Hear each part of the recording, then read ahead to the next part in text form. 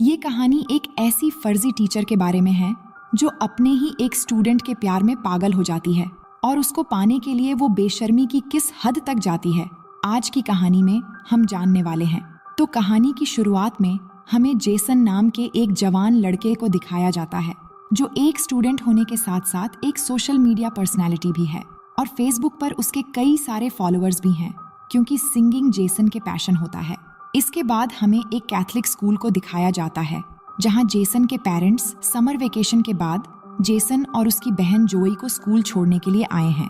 वही सारा नाम की एक लड़की को भी दिखाया जाता है जो जोई के रूममेट होती है और वो जेसन को लाइक करती है। जेसन के फादर चाहते हैं कि जेसन सिंगिंग छोड़कर अपनी पढ़ाई पर ध्यान दे, पर जेसन म्यूजिक को अपना प्रोफेशन बनाना चाहता है।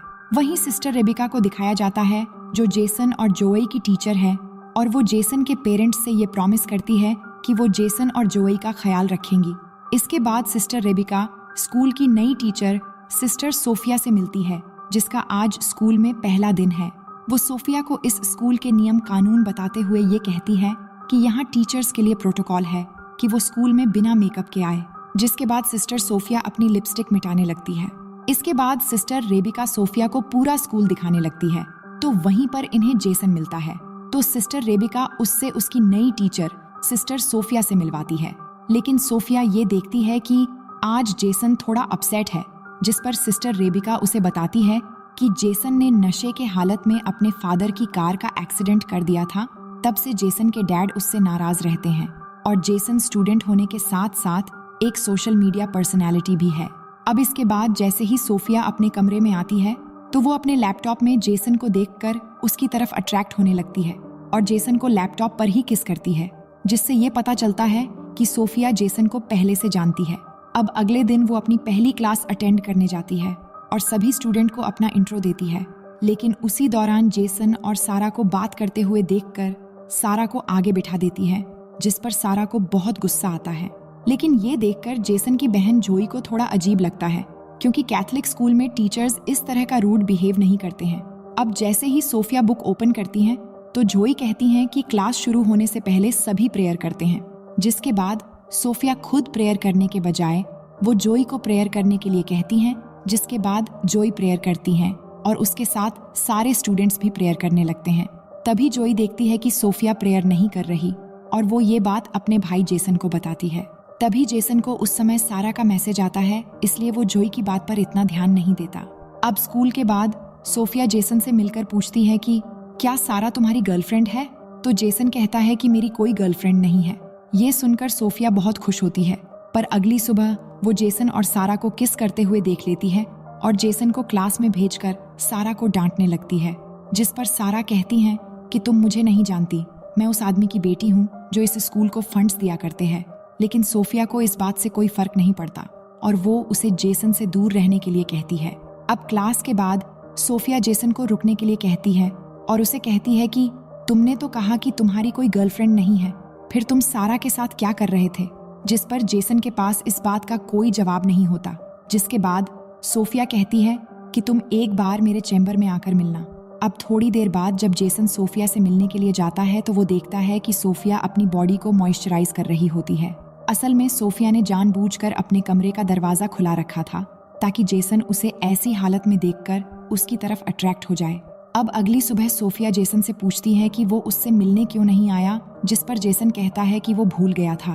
अब यहाँ जेसन और जोई को स्कूल आए हुए 1 हफ्ता हो चुका है और वीकेंड पर उनके पेरेंट्स उन्हें अपने घर लेने के लिए आए होते हैं। वहीं सिस्टर सोफिया का जेसन के बगैर मन नहीं लगता, इसीलिए वो सिस्टर रेबिका से अपने आंटी की तबीयत खराब होने का बहाना करके स्कूल से लीव ले लेती है। इधर घर पर जेसन अपने डैड से कहता है कि वो स्कूल से 1 साल की छुट्टी लेकर अपने पैशन पर काम करेगा, लेकिन उसके डैड चाहते हैं कि वो अपना फोकस पढ़ाई में लगाए, जिस पर इन दोनों के बीच बहस हो जाती है और जेसन नाराज होकर बाहर आ जाता है और अकेले ही बाहर गाना गा रहा होता है। इसी दौरान सोफिया अपनी कार लेकर जेसन के घर आती है और छुपकर उसकी सिंगिंग को एंजॉय कर रही होती है। तभी जेसन को सारा का कॉल आता है, जिससे सोफिया गुस्सा होने लगती है और तभी सोफिया का पैर गलती से किसी चीज से टकराता है और आवाज आने पर जेसन उसकी तरफ बढ़ने लगता है। लेकिन तभी जेसन को जोई का मैसेज आता है और वो वापस अंदर चला जाता है। अब सोफिया किसी तरह सारा को जेसन से दूर करना चाहती है, इसलिए वो अपनी पहली चाल चलती है, जिसमें वो रात को सारा के कमरे में जाकर उसकी बुक में ड्रग्स रख देती है। लेकिन बाहर निकलते समय उसका सामना सिस्टर रेबिका से होता है, तो वो उन्हें बताती है कि उसे किसी की आवाज सुनाई दे रही थी, इसीलिए वो देखने के लिए यहाँ आई थी। इसी दौरान जोई नींद से उठ जाती है, जो सारा के रूम में ही रहती है, और दोनों की बातें सुनकर उसे सोफिया पर शक होने लगता है।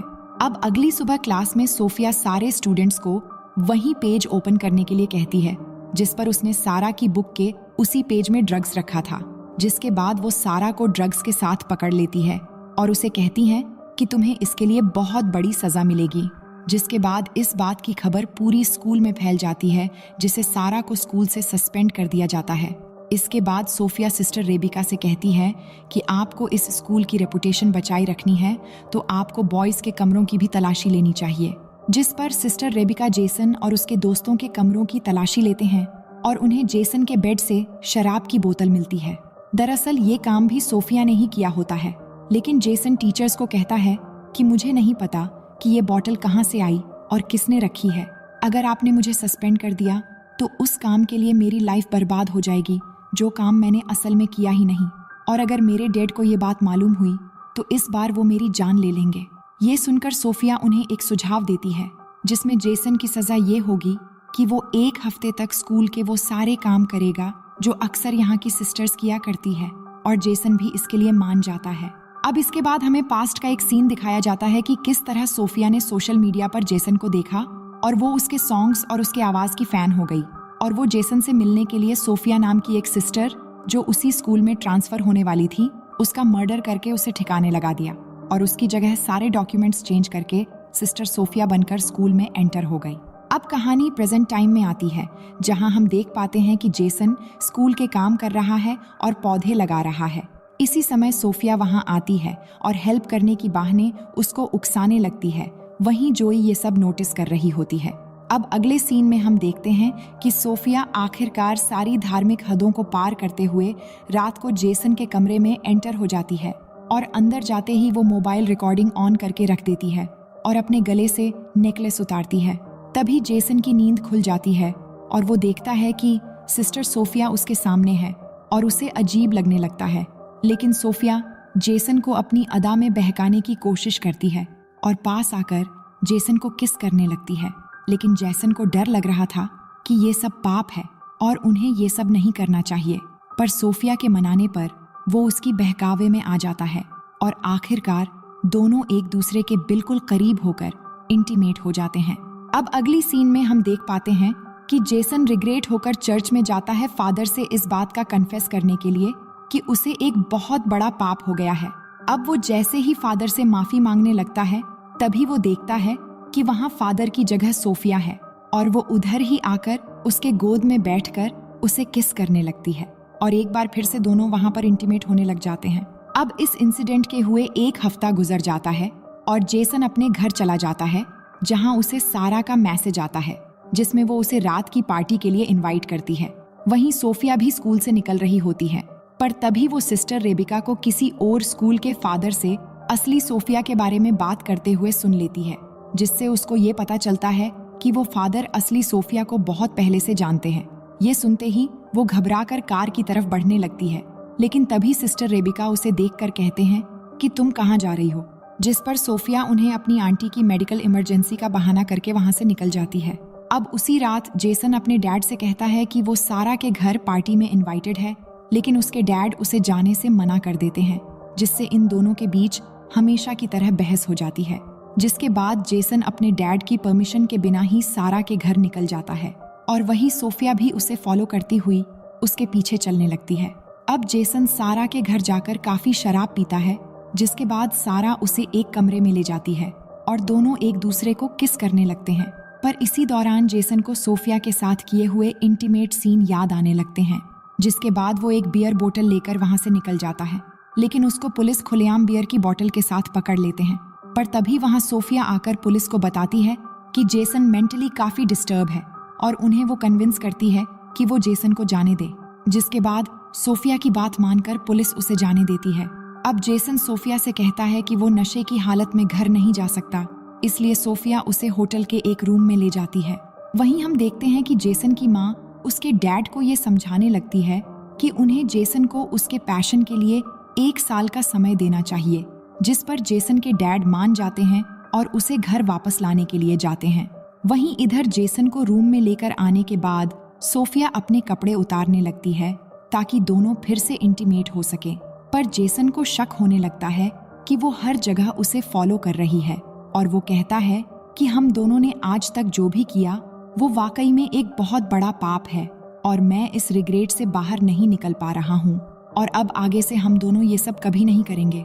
लेकिन सोफिया कहती है कि हम दोनों के बीच काफ़ी सिमिलैरिटीज़ है और हम दोनों के ही डैड हमें नहीं समझते और हम दोनों एक दूसरे से मिले ही इसलिए कि दोनों एक दूसरे के साथ रह सके। लेकिन जेसन सोफिया की कोई बात नहीं मानता और वो सोफिया को उधर ही छोड़कर चला जाता है, जिससे सोफिया को बहुत गुस्सा आता है। वहीं जेसन के फादर उसे ढूंढ लेते हैं और उसे कहते हैं कि उन्होंने कहीं ना कहीं जेसन को फोर्स किया है और वो उसे सॉरी कहकर उसे एक मौका देने की बात करते हैं। अब अगले दिन सुबह जब जेसन और जोई दोनों स्कूल के लिए निकलते हैं तो सोफिया भी वहां होती है और वो उन्हें देखकर कार स्टार्ट करके जाने लगती है। तभी जोई उस कार को देख लेती है और स्कूल आकर उस कार को ढूंढ भी लेती है और नंबर के जरिए ऑनलाइन चेक करती है, जिससे उसे पता चलता है कि वो कार सोफिया के नाम पर ही रजिस्टर है, जिससे जोई को ये यकीन हो जाता है कि वो सोफिया ही थी जो उनके घर के बाहर ठहरी थी। वहीं इधर जेसन अपने कमरे में जाता है तो सोफिया उसे बेहोश पड़ी मिलती है, जिससे वो घबराकर उसे होश में लाने के लिए माउथ टू माउथ ऑक्सीजन देने की कोशिश करता है। लेकिन उसे पता चलता है कि सोफिया नाटक कर रही है, जिस पर जेसन सोफिया पर गुस्सा होकर ये कहता है कि मैं इस बारे में फादर को रिपोर्ट कर दूंगा। लेकिन सोफिया को इस बात से कोई फर्क नहीं पड़ता और वो कहती है कि अगर तुमने रिपोर्ट किया तो मैं भी सभी को बता दूंगी कि तुम एक स्टूडेंट होकर किस तरह एक टीचर के साथ बेशर्मी की सारी हदें पार कर चुके हो। अब जेसन समझ जाता है कि वो बुरी तरह फंस चुका है। तभी उसे जोई फोन करके सोफिया के कार के बारे में बताती है, जिस पर जेसन उसे कहता है कि वो इस बारे में किसी को न बताए। अब आगे हम देखते हैं कि क्लास में प्रेयर के बाद सिस्टर रेबिका सारा को दोबारा वापस लेकर आई है, जिसे सोफिया को बहुत गुस्सा आता है और क्लास के बाहर सोफिया सिस्टर रेबिका को नियम समझाने लगती है कि किस तरह आप सारा को वापस स्कूल में परमिशन दे सकती हैं, जिस पर सिस्टर रेबिका कहती हैं कि तुम मुझे नियम कानून मत सिखाओ, मुझे पता है कि क्या करना चाहिए और क्या नहीं, और तुम पहले प्रेयर करना सीखो। अब एक तरफ सारा के वापस आने की खुशी में जेसन सिंगिंग कर रहा होता है तो दूसरी तरफ सोफिया गुस्से में आकर एकदम साइको की तरह बिहेव करने लगती है। इसके बाद हम देखते हैं कि सारा जब नहा रही थी तो सोफिया वहां जाकर उसके सर दीवार पर मार मार के उसकी जान ले लेती हैं और फिर साबुन गिराकर इस मर्डर को एक नॉर्मल एक्सीडेंट की तरह दिखाने की कोशिश करती हैं। इसके बाद जब जोई नहाने के लिए जाती हैं तो वो सारा को मरी हुई देखकर चिल्लाने लगती है। इसके बाद सारा की बॉडी को पोस्टमार्टम के लिए ले जाया जाता है। इसी दौरान सारा की लाश देखकर जोई ये कह रही होती हैं कि इतने सालों में शावर लेते समय कभी भी ऐसा नहीं हुआ, यहाँ कुछ न कुछ तो गड़बड़ जरूर हुआ है। अब अगले दिन चर्च में प्रेयर करने के बाद जब सोफिया बाहर आती है तो जेसन सोफिया से कहता है कि जरूर तुमने कुछ किया होगा, जिस पर सोफिया कहती है कि पुलिस ने इसको एक एक्सीडेंट डिक्लेयर कर दिया है और वैसे भी यहाँ कोई गुनहगार नहीं है और सबसे बड़े गुनहगार तो तुम हो जिसने एक नन के साथ संभोग किया है।